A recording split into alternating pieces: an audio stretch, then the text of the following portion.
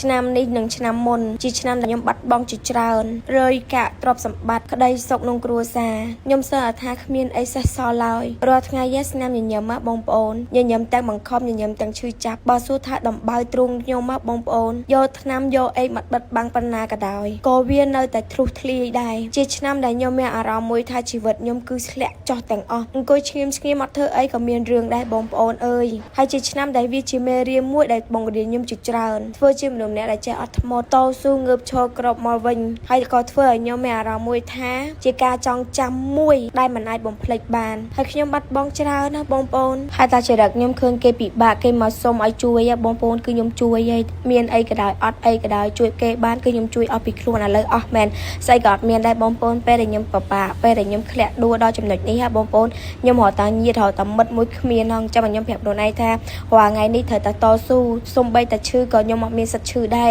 សំបីតែចង់សម្រាកក៏ប្រាប់ខ្លួនឯងថាអត់ឲ្យសម្រាកដែរប្រឹងឲ្យអស់ហើយរឿងបំណត់ដូចគ្នាបងប្អូនលមាស់ភ្នៅស្ងៀមអត់ទេបងប្អូនចាយកតបើមកញោមរួងរាប់រឿងខ្លួនឯង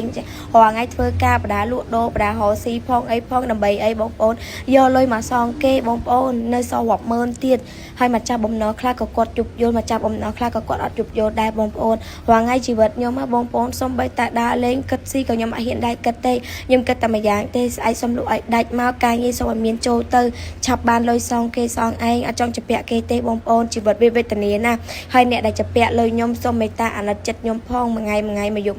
មិនដែលបានគេងខំត្រូវមិនដែលបានសុខស្រួលមិនដែលបានអីទេប្រឹងណាស៊ូណាខំព្រមនិយាយទៅប្រឹងគ្រប់សពបែបយ៉ាងដើម្បីរកតែលុយសងគេទេបងប្អូនហើយបើថាកាយវិការអតចរិតខ្ញុំសម្ដីខ្ញុំហ៊ាននិយាយថាខ្ញុំមិនល្អណាស់ណាទេពួកខ្ញុំជាមនុស្សម្នាក់គិតភ្លាមនិយាយភ្លាមអញ្ចឹងមិនបានរៀបពីរៀបអីចឹងណាជួនកាលទៅខឹងមកប្រើទៅនិយាយទៅវារៀងលុះខ្ញុំក៏អរគុណដល់ fan អរគុណដល់បងប្អូនអ្នកខ្លះគាត់យល់គាត់ដឹងគាត់ស្គាល់ពីខ្ញុំអញ្ចឹងណាគាត់ក៏អបកាយប្រកាន់ហើយក៏អរគុណដល់បងមួយចំនួនដែលគាត់តែងតែនិយាយណែនាំទូមាននិយាយមកទៅបងប្អូនខ្ញុំកាត់មកខ្ញុំអត់ដូចគេទេខ្វះភាពកក់ក្ដៅណាព្រោះសារគ្រួសារគាត់អ្នកធ្វើការឆ្ងាយម៉ែឪតមកបានជួបគ្នាម្ដងរាប់ឆ្នាំបងប្អូនហើយពួកគាត់អ្នកធ្វើការនៅខេត្តអញ្ចឹង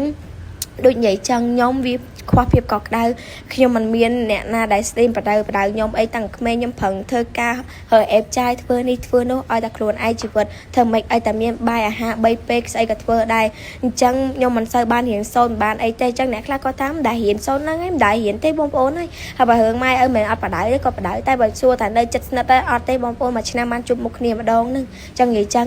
ចាំថាជីវិតខ្ញុំវាឆ្អែតឆ្អន់អស់ហើយស្អីក៏ដោយខ្ញុំមិនមែនដែលជាប់ជួបពេកខ្ញុំទោះបីជានៅក្មេងអាយុតិចប៉ិតមែន25 26ឆ្នាំនេះនិយាយត្រង់គឺខ្ញុំជួបគ្រប់រឿងហើយក៏ខ្ញុំទទួលស្គាល់ថាមានអ្នកដែលពិបាកជាងខ្ញុំមានអ្នកវេទនាជាងខ្ញុំជាច្រើនមិនមែនមានត្រឹមខ្ញុំទេបងប្អូនចាចឹងថាជីវិតមានចេះតស៊ូទៅដង្ហើមមានដកចេះតែដកទៅកុំគិតខ្លីកុំគិតអីចឹងបងប្អូនខ្ញុំជឿថាខ្ញុំនឹងសងបំណុលគេអស់មិនយូរមិនឆាប់ទេឲ្យតែខ្ញុំប្រឹងឲ្យតែខ្ញុំស៊ូខ្ញុំនិយាយទៅខ្ញុំចង់អាសងលុយតែគេអស់ខ្ញុំអត់ចង់ជពាក់គេទេខ្ញុំវេទនាណាបងប្អូនណាសពាក់លុយគេមួយបំណុលជាប់ខ្លួនទៅរកប៉ុណ្ណាក៏មិនសល់ដែរគឺដឹងតែរកលុយសងតែគេទេរាល់ថ្ងៃនេះបងប្អូនមើលថ្មីខ្ញុំណាណែបងប្អូនចានិយាយពីថាថ្មីឥឡូវហ៊ាននិយាយថាសហើយមួយទៀតបងប្អូនថ្មីណាពីមុនខ្ញុំឧស្សាហ៍ផងបែកមកឬក៏ឈឺថ្មីឈឺអីទៅស្អីវាបងប្អូន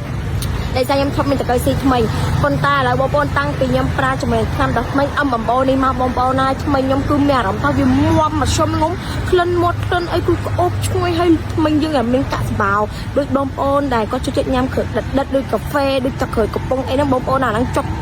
មិនចប់កាក់សាហាវហ្មងចាំបងប្អូនតើគ្នាអាចប្រើប្រាស់ជាមួយនឹង MMO ឆ្នាំដល់ថ្មីយើងសិននេះតម្លៃល្អមកចូលមកងុំព្រីមៀមទៅហើយបងប្អូនចាដោះទៅគឺសហើយមកចូលមកងុំក្លិនមាត់ឈ្ងុយខ្លាំងចាំបងប្អូនតើគ្នាអាចប្រើប្រាស់ជាមួយឆ្នាំដល់ថ្មី MMO បានជំនាញល្អខ្លាំងហ្មងបងប្អូន